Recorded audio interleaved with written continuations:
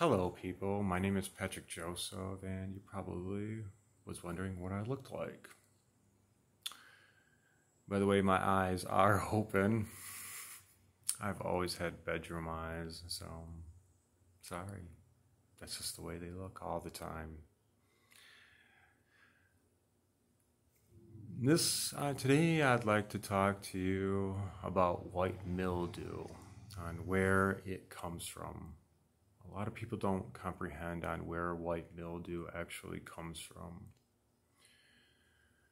The universe was trying to tell me where it came from a couple years ago, and then it told me again this past year. This past year, I had a rabbit on my property dig almost 1.5 feet into my ground and digging the dirt onto the grass. And about 3 weeks later, there was white mildew growing all over that. I had some plants, some marijuana plants in my basement that I was saving for the next year, and the 3 that were down there, some yellow jackets were able to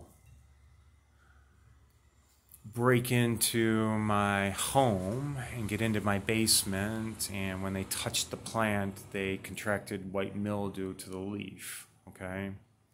And for them to do that, to have white mildew spores on them, would mean that it came from the ground that they were burrowing through, which told me from the rabbit and from the yellow jacket bees that landed on my marijuana plants inside my home that there was a great possibility that white mildew actually comes from the ground about 1.5 feet underneath our soil.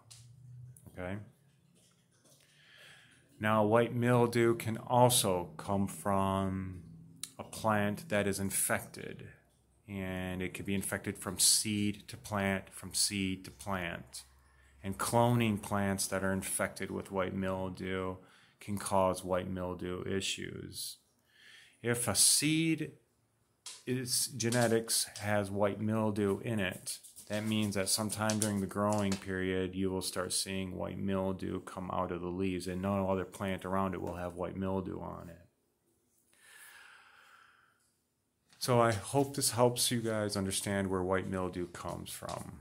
And I hope that if you are growing outside, that you walk around your yard and you find the plants that are infected with white mildew. You take a shovel, you dig them up, and you put them in a bag. You safely put them in a bag. Try not to spread the white mildew. And the best thing that you can do is throw that paper bag into the fire pit and set that thing on fire. At this current point on my property, I haven't found any white mildew or any plants that have any white mildew on them, except for that grass that was contracted the white mildew, but I cut that down and I disposed of that grass. Okay, so there's no white mildew on my property anymore. But if a rabbit was to dig into the ground anywhere on my property and went 1.5 feet into the ground, I can guarantee that there would be white mildew on my property. So just be on the lookout for white mildew and plants that contract white mildew. You don't want that stuff spreading to other plants. It really causes a serious problem in production. Okay, this is me signing off about white mildew. I hope everybody learned something about this.